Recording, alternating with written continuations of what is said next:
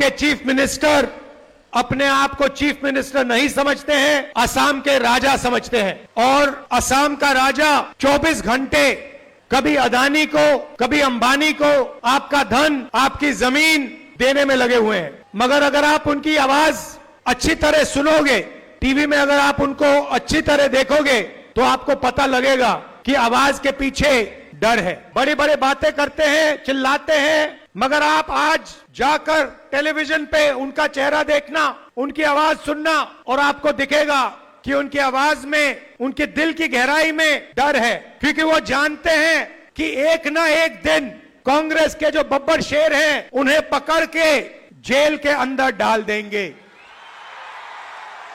वो जानते हैं कि जो उन्होंने भ्रष्टाचार किया है, उनके परिवार ने जो भ्रष्टाचार किया है, कभी ना कभी उसका हिसाब उन्हें असम की जनता को देना पड़ेगा। मैं बिना सोचे समझे नहीं बोलता हूं, और आमतौर से जब मैं जो बोलता हूं वो होता है।